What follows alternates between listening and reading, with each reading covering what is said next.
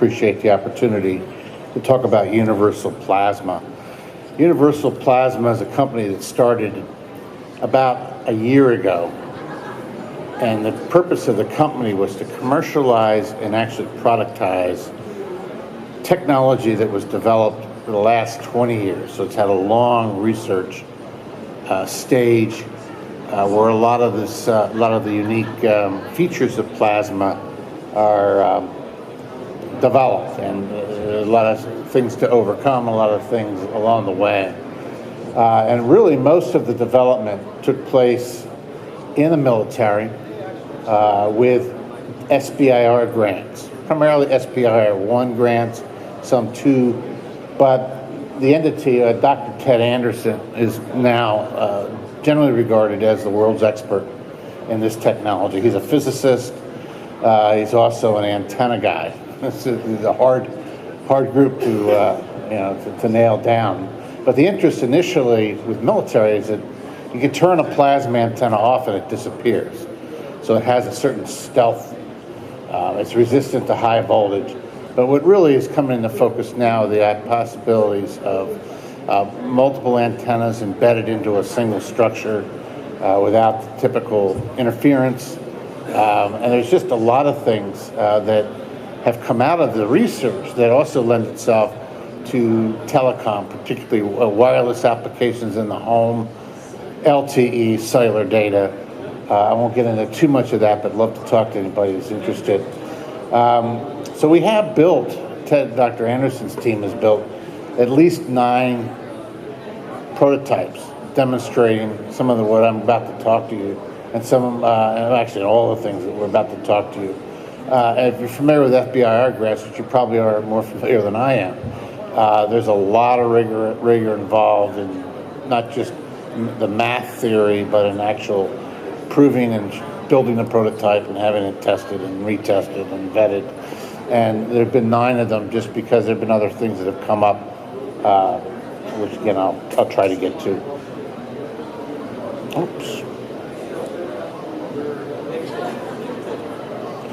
I'm in there we go. I won't go through all of these. And anybody who wants this presentation, if you could just drop a business card, I'll get it to you. But there's a lot of things that make plasma interesting as opposed to metal. Smart plasma antennas, which are occurring in metal too, but we use ionization of the plasma gas itself, argon gas, if you will, rather than putting phase shifters and other things that would do that in a metal environment. So we end up being a whole lot cheaper, a whole lot better. And one of the issues that we had early on was the enormous amount of power these things consume. That issue is gone. Dr. Anderson and his team have developed a technique to reduce power significantly.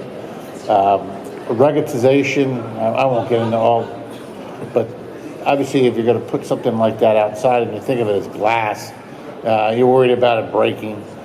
These things can be ruggedized. In fact, we're talking to Corning about some next-gen glass to make this even more rough and ready.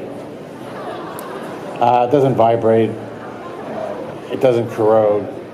And there's a lot of interest in this. The thing about ionized gas as opposed to metal, it's really, there's a software program that we've developed, a software tool in a DSP chip. Actually, we built one through this SBIR stuff that allow us to reconfigure the ionization to focus this on demand, and that's led to some very interesting things.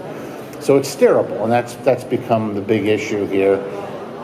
And the problems that we solve, the existing problems, are related to antennas and RF transmission. Interference, co-channel, where you have high and low frequencies intermingling and causing issues, and primarily the high frequencies working on the low frequency sites. Co-site, we have a lot of antennas, and even the ones in the same site. This is more true in commercial LTE environments where you You have MIMO applications. I won't go into what all that is, but plasma does not have, in a sense, co-site and co-channel interference for reasons I'll explain in a 30-second. But the physics of plasma enable both signal transparency and signal blockage. So you can build plasma shrouds, and you can open up a window in that shroud for a particular frequency, and you can aim that at something. Minimal co-channel interference, and this is a big deal. But one of the things that we've been talking about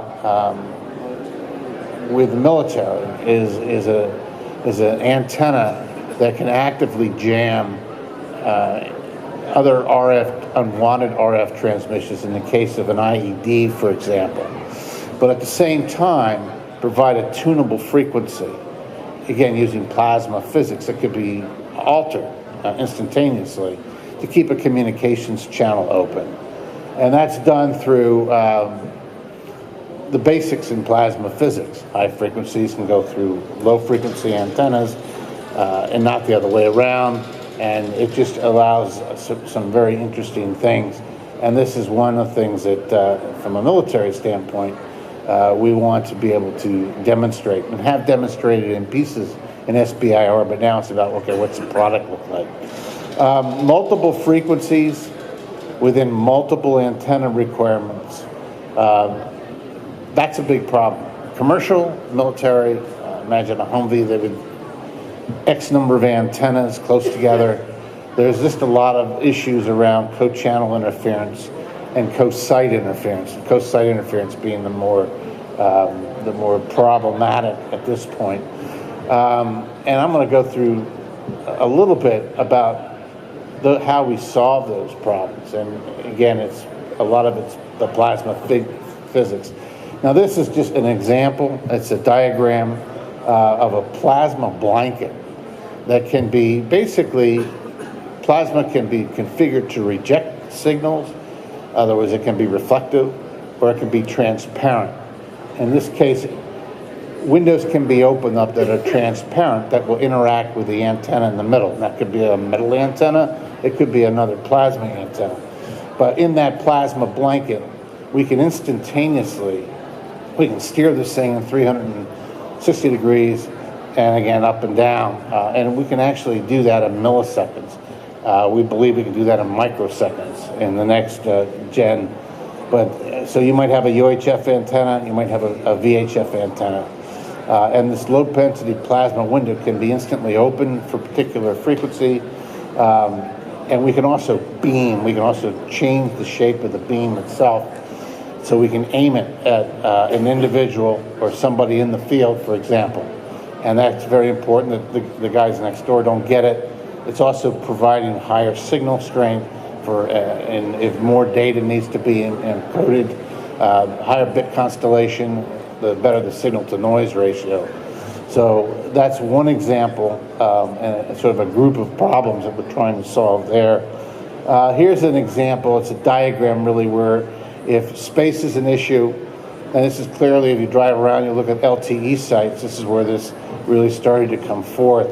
But in the military as well, Humvees, bridges and ships and submarines, and you put literally stacking low frequency, high frequency, and medium frequencies antennas on top of each other in a much, much more compact space. And the reason you can do that is, again, you're not having co-site interference and co-channel interference. So this stacked footprint is something that we've demonstrated through the SBIR. We want to find a project where we actually do this. We've got one already. It's in the Wi-Fi space. It's not a military project, and we've got a lot of cellular tower people that are interested in this as well. So we're real excited about the commercialization of this, and we really want to go back to those 9 to 10 SBIR projects that went really well and approved all this technology, and to see what would a product need look like and how can we build it to a commercial standpoint. Again, the purpose of universal plasma is to, with these patents that we own or control, to build with our team. The original founder of the group that did the SBIRs is with us as our chief scientist. So I'm going to do a quick summary. The thing that makes plasma antennas unique, and I think better in many cases, not in all cases, but in many cases, we can reconfigure it instantaneously by ionization of the gas itself. Beam width, bandwidth, there's a lot of interest in stacking frequencies close together but maybe slightly different polarities, and adding the data rates together, both in the commercial and in the military. Directivity and gain. Gain's really one of the big sort of bottom line benefits here. And with better gain, get better bit constellations and more bandwidth.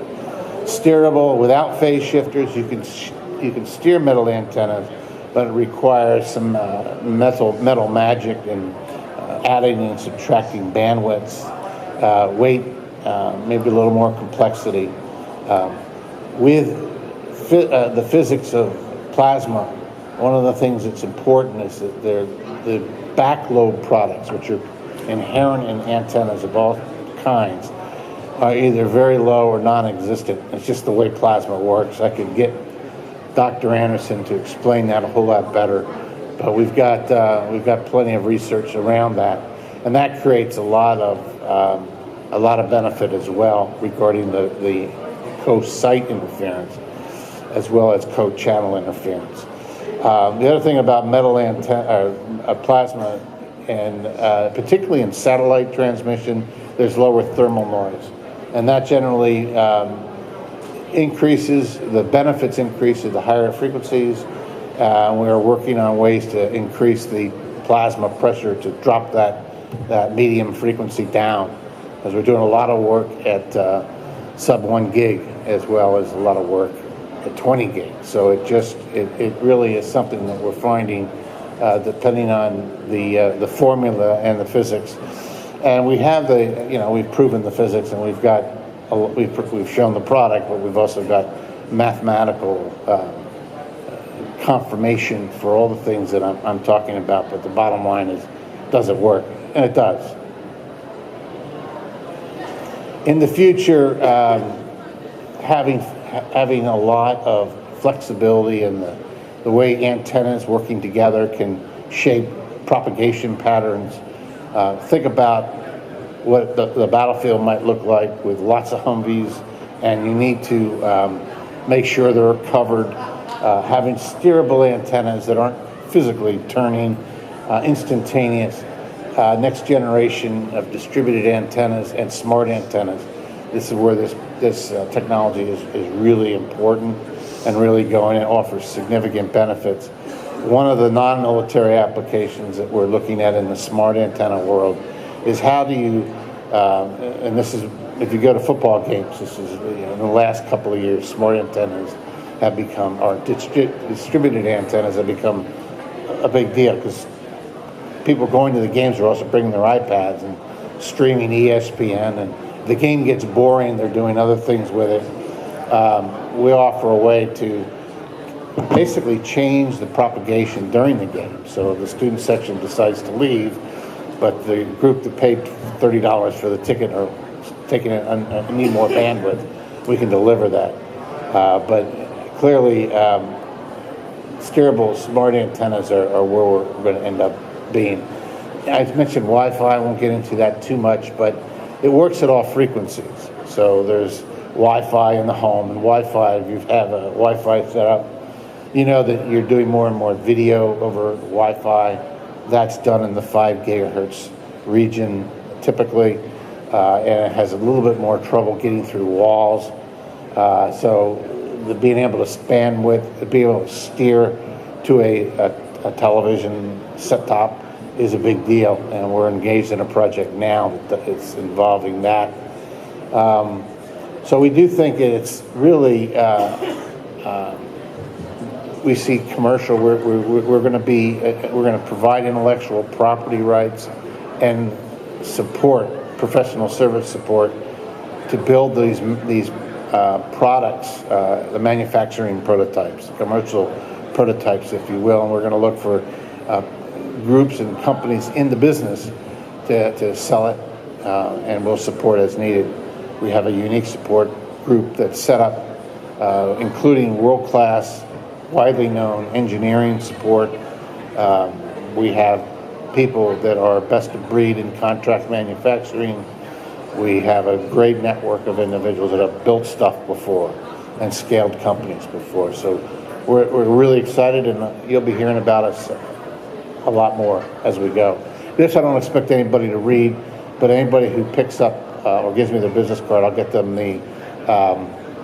this presentation, which is not under NDA or any sort. And what this has is not only the patents, but it has a link to the SBIR programs. You can read about the 9, 10 of them, and what we did, what we accomplished, and it kind of makes sense looking through those and reading the other ones. But look forward to meeting some of you after the show, hopefully. Any questions? I'm going to take the first question. Have you, in any of your SBIRs, have you done anything on airborne platforms? Yeah, we have. We is really the scientist and the inventor. They'll come up with a product that is used to focus beams, whether it's a ship, an airplane, an airport. One of the projects was in one of the fighters that had multiple antennas. It wasn't so much a beam forming as just how do you deal with all the coastside interference that wreaks havoc, and how do you turn the thing off so they can't be picked up by radar? And that's embedded in a lot of these projects. So the answer was yes? Yes. Okay, thank you. Any environmental impact as far as temperature that would affect this, and is there a higher maintenance requirement with this plasma? No, we've looked at it. We use argon gas, which is not affected. Glass is not affected. Ruggedization of the glass, maybe the glass itself, is something we're going to end up doing in the commercial phase. But no, to answer your questions, they're pretty robust, and temperature